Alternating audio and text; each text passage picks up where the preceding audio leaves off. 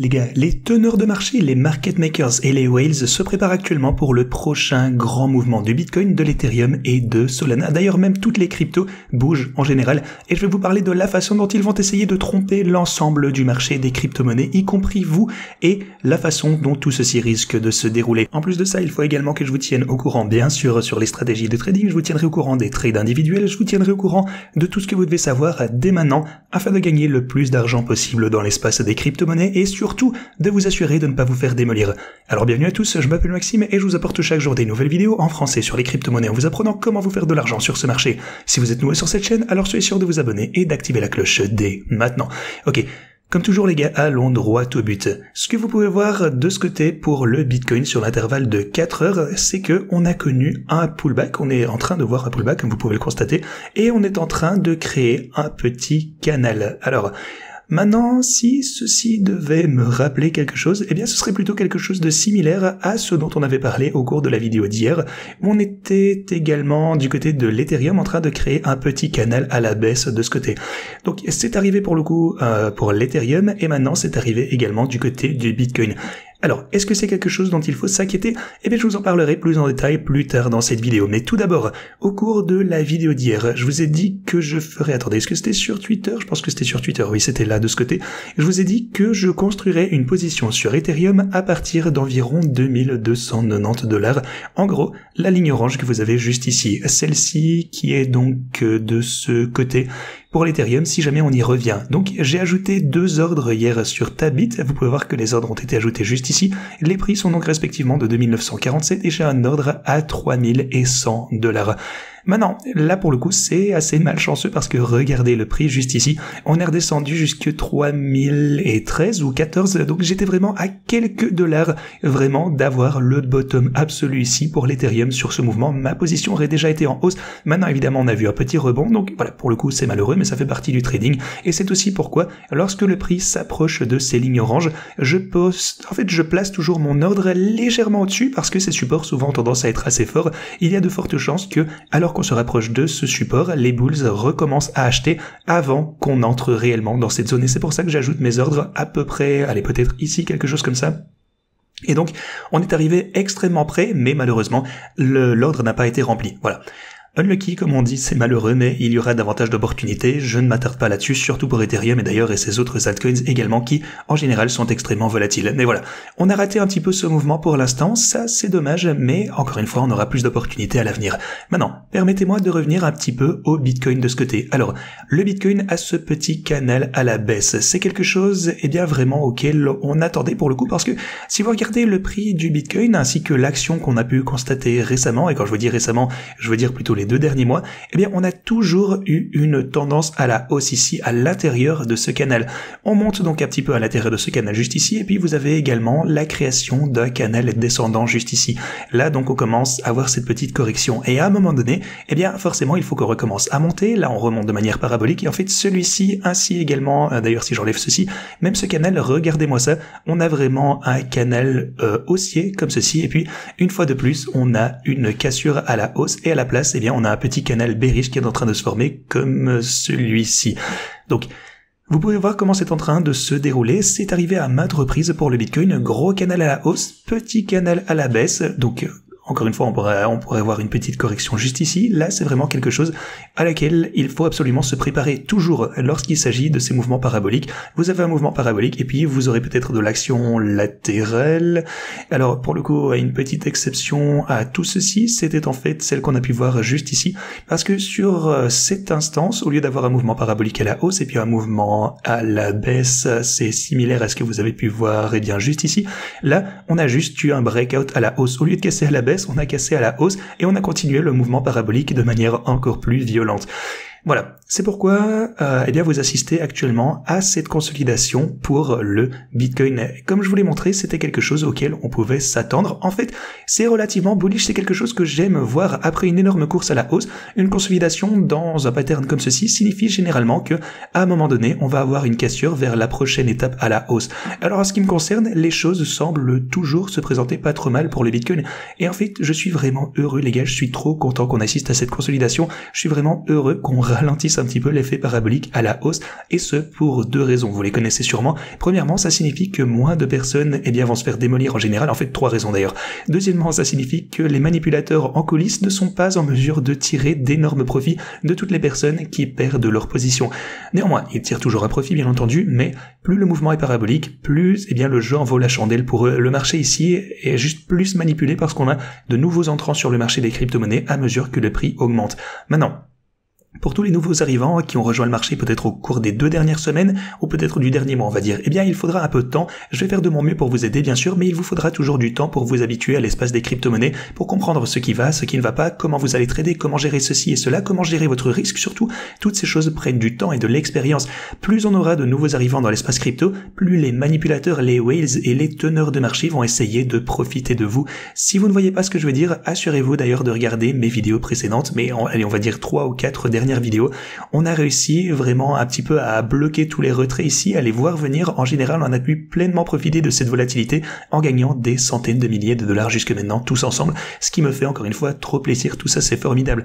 On est préparé à tout ceci, on sait exactement quoi faire dans chaque situation, mais pour les nouveaux arrivants, il existe bel et bien un risque important de se faire avoir très rapidement. C'est vraiment ce qu'on veut d'essayer ici. En fait, on veut arrêter que ça se produise sur la chaîne, c'est là des éléments clés. Je veux vraiment avoir le temps de vous former et c'est bien que ça nous donne un petit peu de répit ici. Ça apaise le FOMO, ça nous assure d'avoir plus de temps avant de voir notre prochain mouvement majeur à la hausse, bien entendu. Alors en ce qui concerne Solana se porte plutôt pas mal. D'ailleurs, si vous regardez également l'intervalle de 4 heures, vous savez qu'on va prendre le daily, le journalier plutôt. Alors Solana actuellement, oui, on est légèrement au-dessus des résistances clés, le support clé qui est juste ici également. On a en fait réussi à clôturer une chandelle en dessous, mais ensuite on est redescendu de ce côté à 202 aujourd'hui plutôt, et maintenant on voit un joli rebond également. Alors en ce qui me concerne, Solana semble toujours assez fort. Si vous comparez d'ailleurs Solana au Bitcoin, on est toujours en train de se consolider dans cet énorme drapeau haussier qui, selon moi, va à un moment donné se briser à la hausse et ainsi de suite. Donc pour moi, tout se présente toujours bien. Le Solana va reprendre du terrain prochainement. Sinon, la dominance du Bitcoin est toujours à un niveau élevé. La dominance du Bitcoin continue de se renforcer de ce côté. Mais dans l'ensemble, en ce qui me concerne, si vous gérez simplement votre risque, tout semble toujours absolument fantastique pour le Bitcoin. Et l'une des raisons également, c'est que hier, vous avez vu les marchés traditionnels avoir un pullback assez décent. Regardez ça.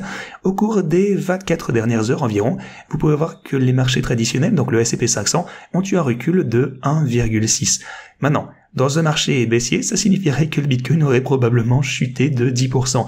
Mais pour le coup, le Bitcoin n'a pas réagi si mal que ça. Ça signifie donc que ma théorie tient toujours la route, à savoir que chaque opportunité de chute, en fait chaque dip comme on appelle ça, il y a juste beaucoup trop de personnes qui sont assises sur la touche, énormément de grandes institutions qui recherchent un prix du Bitcoin moins cher. Donc chaque fois qu'on a un pullback, le Bitcoin est racheté extrêmement rapidement. Tout ça, ça se présente vraiment à merveille. Alors pourquoi est-ce qu'on a eu un pullback hier pour les marchés traditionnels en particulier? On a eu des données qui ont été publiées. On a eu premièrement l'IPP. Alors l'IPP pour octobre est en fait en hausse. C'est passé à 2,4. C'était d'ailleurs au-dessus des attentes. Les attentes étaient de 2,3, donc l'inflation recommence peut-être à devenir un problème. C'est là que le marché a réagi négativement et a vendu un petit peu ceci. D'ailleurs, le PPI de base, l'inflation a augmenté à 3,1, au-dessus des attentes de 3,0. Donc essentiellement, l'inflation redevient un problème et l'inflation est arrivée plus haut que prévu. Ça fait peur aux gens. Ça signifie peut-être que la Fed ne risque pas de continuer à réduire ses taux d'intérêt.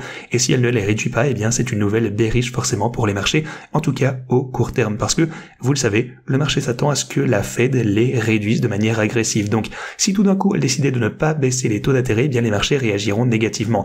Et alors, qu'a dit la Fed? En réaction à tout ceci, Powell a déclaré: si les données nous permettent d'aller plus lentement, c'est une chose intelligente à faire. De plus, c'est ce qu'il a dit, la Fed n'a pas besoin de se précipiter pour réduire les taux d'intérêt. Bon, je pense que c'est assez parlant.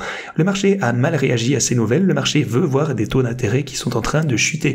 Et donc, les marchés traditionnels ont baissé en fonction de ceci. Mais le Bitcoin a plutôt bien résisté, encore une fois. Et aussi, honnêtement, Solana a plutôt bien résisté, je dois dire.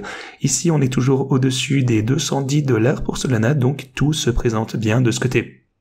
Ethereum, lui, comme je vous le disais, oui, il est en train de subir un pullback, mais c'était qu'une question de temps avant qu'il ne reparte, selon moi, à la hausse sur une plus grande lancée. Les gars, n'oubliez pas que l'Ethereum a connu une augmentation de 44%.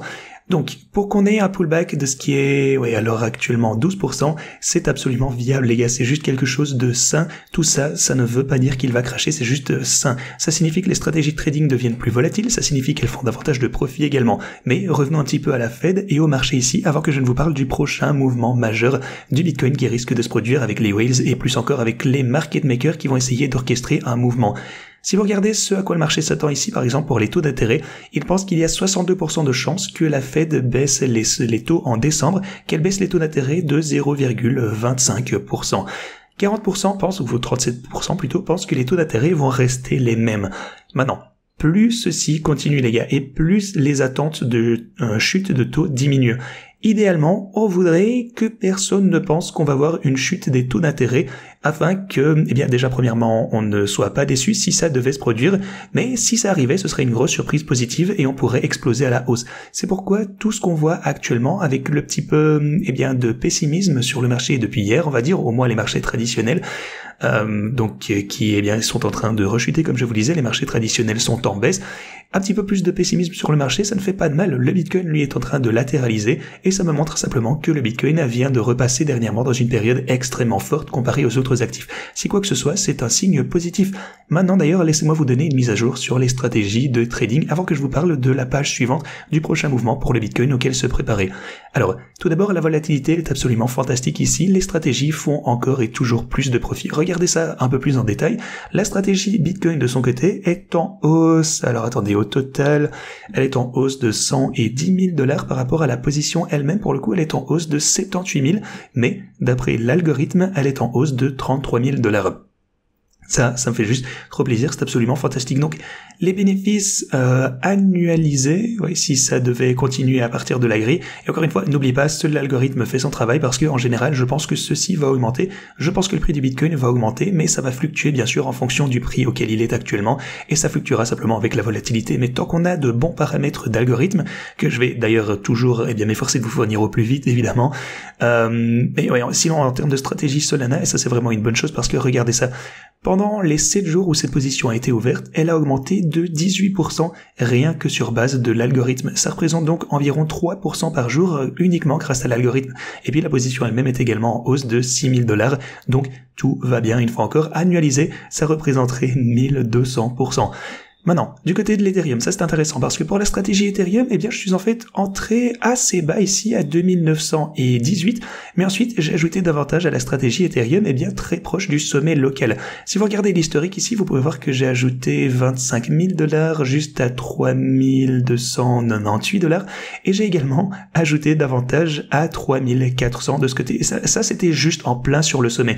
Et encore 3300, une fois encore, j'ai rajouté un petit peu. Donc en gros, j'ai acheté le sommet pour l'Ethereum ici, et puis on a recommencé à chuter. Mais étant donné que l'algorithme est si magnifique, même si la position elle-même est en perte, parce que je suis juste entré à un prix bien trop élevé, encore une fois, laissez-lui juste assez le temps, et regardez l'algorithme surtout, son bénéfice, lui tout seul, est de 15 000 $, ce qui équivaut à la position elle-même qui, elle, est en perte. La position Ethereum que l'algorithme a pu créer égalise également, et on a également du bénéfice supplémentaire. Donc au total, on a gagné 12 000 $ sur l'Ethereum, même si on est en chute. Et donc, le voyage vers les 2 millions de dollars est en bonne voie. Je pense qu'on risque de l'atteindre d'ici les quelques prochaines semaines, comme je vous le disais hier. Ok. Ceci étant dit, je compte ajouter un 4e actif ici pour compléter ma stratégie de trading. Encore une fois, soyez à l'affût de tout ceci. Assurez-vous de vous abonner, d'activer la cloche si vous souhaitez entrer dans la 4e stratégie que je compte lancer prochainement. Et aussi, beaucoup de personnes me demandent comment peut-on les configurer. Je sais pas, par exemple pour Cardano, pour XRP, pour tel coin, tel crypto, XY, peu importe la crypto que vous souhaitez trader. J'ai une bonne solution pour vous les gars. Si vous êtes bullish sur une autre crypto que celle que j'ai pu lister ici, déjà, assurez-vous, comme je vous disais, d'activer la cloche. Ça, c'est le plus important. Activez toujours la cloche et abonnez-vous pour avoir une notification dès que je publierai cette vidéo. Je pense que ça risque d'être dimanche, les gars. Alors, dimanche, dans 2 jours, grosse vidéo, une fois encore. Assurez-vous d'être prêt pour tout ceci.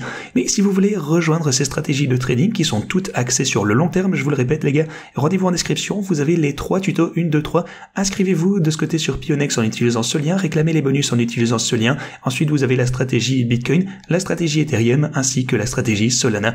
Évidemment, l'entrée actuellement, étant donné que le Bitcoin, Solana et Ethereum sont à un prix plus bas, en particulier l'Ethereum, l'entrée actuellement, eh bien, n'est pas si mauvaise. Vous l'obtenez ici, par exemple, pour l'Ethereum avec une remise de 13%, remise de 5% pour le Bitcoin et Solana également une remise de 5% qui, eh bien, se maintient vraiment pas mal de son côté. Donc, des entrées un peu plus sympas actuellement pour ces actifs si vous souhaitez utiliser ces stratégies de trading. Comme toujours, ce n'est pas un conseil financier, bien entendu, vous le savez, c'est juste mon propre avis. Et si vous voulez me rejoindre sur mes trades individuels, par exemple, eh bien, on a juste raté ceci de peu sur Ethereum hier, je vous l'expliquais, mais encore une fois, on aura d'autres opportunités qu'on ne va pas manquer.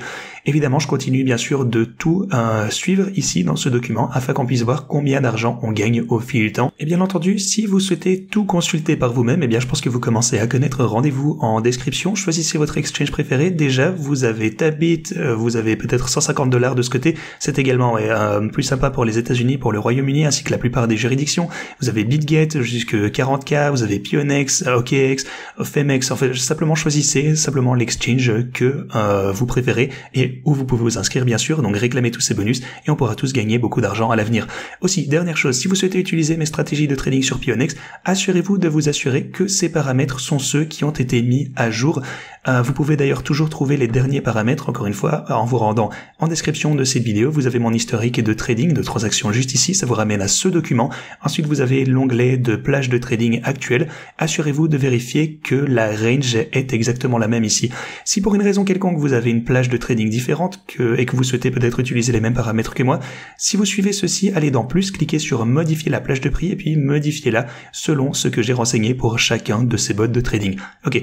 Ceci dit, continuons. Au cours des 24 dernières heures, plus d'un demi-milliard de dollars s'est fait complètement démolir. Donc, beaucoup de personnes se font encore avoir, utilisent trop d'effets de levier et n'ont pas de stratégie pour s'assurer qu'ils gagnent réellement de l'argent de manière constante. Pas avec des fluctuations ainsi que la possibilité d'être liquidé. Si vous n'utilisez pas la bonne gestion des risques, ça ne marchera pas. Mais avec une stratégie au plus long terme qui est viable, eh bien ça peut se faire même si vous avez raison une fois. Disons que vous utilisez énormément d'effets de levier par exemple, que vous faites beaucoup de bénéfices une fois. Si vous comptez utiliser la même stratégie plus tard, avec trop d'effets de levier et trop de risques, eh bien il y a de fortes chances que vous soyez totalement liquidé. Et peu importe si vous avez peut-être 10 victoires consécutives, si vous ajoutez toujours le même argent, votre même somme, il suffit d'une grosse liquidation pour vous faire sortir du marché ici et on ne veut pas ça, soyez prudent avec votre marge. Si vous regardez le taux de financement actuellement, le taux de financement eh bien, est assez décent actuellement, c'est toujours un petit peu élevé mais rien d'inquiétant à ce stade selon moi. Encore une fois, c'est absolument magnifique ici pour le Bitcoin, on revient dans un état assez sain, même si on est toujours très haut, on veut voir des pullbacks pour le Bitcoin, on veut voir une consolidation, éliminer toutes ces personnes qui utilisent trop de leviers afin qu'on n'entre pas dans une énorme cascade de liquidation parce que à un moment donné les gars, ne vous y trompez pas, on va avoir une cascade de liquidation. Maintenant, avant que je vous montre ces données, j'aimerais vous montrer à quoi se préparent les whales.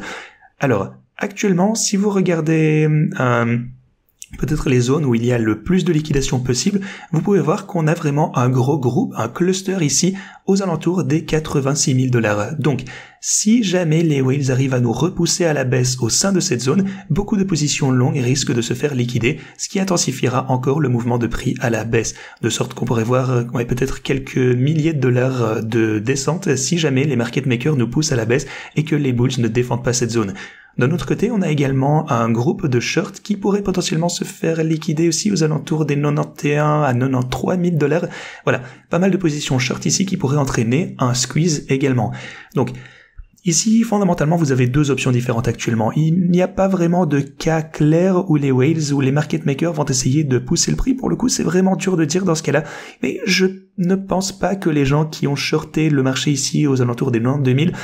En tout cas, pour moi, personnellement, je pense que les teneurs de marché risqueraient plutôt d'essayer de nous pousser parce que la dynamique est juste beaucoup trop bullish pour le Bitcoin actuellement et les market makers, eh bien, ils vont essayer d'en tirer pleinement parti. C'est un petit peu... J'ai envie de dire, c'est un peu comme une rivière, si vous voyez ce que je veux dire. Si vraiment vous devez aller avec la marée, vous devez suivre le courant de la rivière. Et la rivière, actuellement, eh bien, elle est extrêmement forte. À la hausse, c'est une rivière bullish. Maintenant, les market makers, les whales et tout ça, même si la rivière va très fortement d'un côté, eh bien, ne vous y trompez pas, ils peuvent encore changer le courant de direction. Ils peuvent pousser à travers ceci pendant un petit laps de temps. Ils ont énormément de fonds. Mais en général, eh bien, ils vont plutôt avoir tendance à aller dans le courant du marché qui, cette fois, est à la hausse. Dans ce cas, en d'autres termes, ils vont essayer de sortir les shorts. Et en fait, si vous regardez les 24 dernières heures ici même, vous pouvez voir qu'on a également vu, par exemple le 24 ici, sur un intervalle plus court, eh bien on a eu quelques positions short d'une valeur de quelques centaines de millions de dollars ici, entre 85 89 000, qui sont fait liquider. Vous pouvez voir que c'est exactement ce qu'ont fait les market makers. Ils ont poussé le prix du Bitcoin jusqu'ici, ils ont réussi à liquider toutes ces positions short qui étaient en train de s'accumuler de ce côté. Vous pouvez vraiment voir comment le prix a en quelque sorte des mouvements assez abrupts à la hausse à l'intérieur au fur et à mesure en fait que les positions short se font liquider. On a des petits pas à la hausse ici avec le prix du Bitcoin. Voilà, ils gagnent des centaines, peut-être des milliards de milliers de dollars, j'en sais rien. Ils manipulent le marché et ils s'enrichissent avec ça. Donc ne vous y trompez pas, ce ne sont pas vos amis. Si vous êtes un holder, tout va bien, continuez à holder. Si vous êtes un trader, il faut survivre à la volatilité et ne jamais vous faire liquider. Et regardez ça les gars, alors que je suis en train de vous dire ceci, on est en train de venir retester cette ligne de tendance aux 89 400 dollars. Donc cette ligne de tendance ici, si jamais on arrivait à la franchir, alors la prochaine poussée à la hausse est vraiment imminente selon moi les gars. Ça, ce serait absolument fantastique. Donc on continuera bien sûr à en profiter tous ensemble avec les stratégies de trading. C'est vraiment gagner de l'argent sur cette volatilité et sur les mouvements à la hausse, c'est trop plaisant. Je suis content qu'on fasse ça ensemble. Voilà, c'est comme ça que les market makers et les whales essayent de se jouer de nous. Et d'ailleurs, si vous regardez le montant de l'intérêt ouvert, laissez-moi vous montrer ceci de ce côté. Alors, ce que vous avez ici en vert, c'est l'intérêt ouvert actuel pour le Bitcoin. Attendez, on va zoomer un petit peu. Bon, en général, on va plutôt dézoomer. Regardez ceci. Vous pouvez voir que l'intérêt ouvert est à un all-time high, ok? Depuis en tout cas qu'on a commencé à mesurer ceci. Alors là, on va essayer d'entrer un petit peu plus en détail. Vous voyez que l'intérêt ouvert est à un niveau indéniablement élevé. Qu'est-ce que l'intérêt ouvert? En fait, c'est le montant de l'effet de levier sur le marché. Que ce soit short, long, peu importe, c'est le montant de l'effet de levier. Et vous pouvez voir que le marché est extrêmement endetté actuellement. Donc ça signifie qu'à un moment donné, vous allez avoir un mouvement très important dans un sens ou dans l'autre, ok? Alors, maintenant, vers où va aller ce mouvement? Eh bien, je viens de vous le dire, je pense que le mouvement le plus imminent, en tout cas, risque d'être à la hausse, parce que on risque de venir exploiter la liquidité des shorts que vous avez juste ici. Et je ne sais pas quand ça va arriver, mais un jour, on aura une cascade à la baisse également. Ce qu'on risque de voir, parce que ça va vraiment être difficile pour les whales, en fait, comme je vous l'ai dit, avec la rivière ici, ce sera difficile pour elles de faire trop baisser le prix. Elles ont déjà essayé à plusieurs reprises, en fait, de regarder, elles ont essayé de nous repousser juste ici, elles ont essayé ici, là, pour le coup, elles ont à peine réussi. Les bulls ont tout racheté immédiatement ici, donc voilà, elles ont à peine réussi. Et selon moi, il est plus probable qu'ils essayeront cette fois de nous repousser à la hausse, de sortir les bears, de sortir les shorts, de toute façon, voilà, je vous en ai déjà parlé. Mais le plus important, c'est l'effet de levier. Plus l'effet de levier est important, plus le mouvement est violent. Donc, étant donné que les quelques derniers jours voient, plutôt des shorts se faire liquider à la hausse, puis immédiatement à petit recul, j'aurais tendance à m'attendre à ça. En général, les gars, de toute façon, soyez prêts à la volatilité.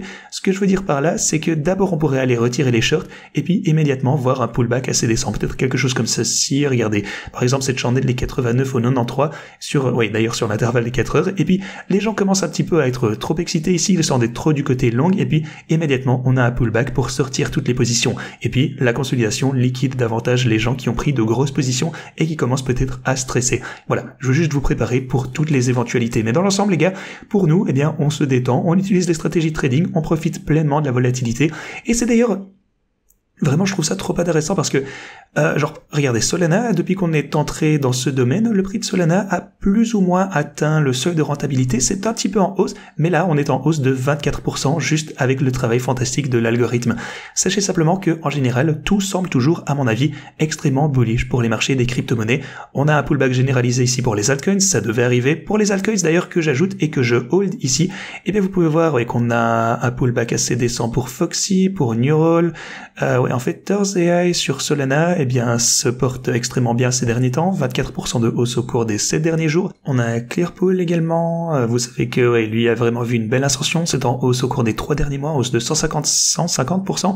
Coty est en baisse, mais voilà, on a toujours des bonnes opportunités d'achat, à mon avis, pour ces altcoins qui sont pas encore trop hauts actuellement.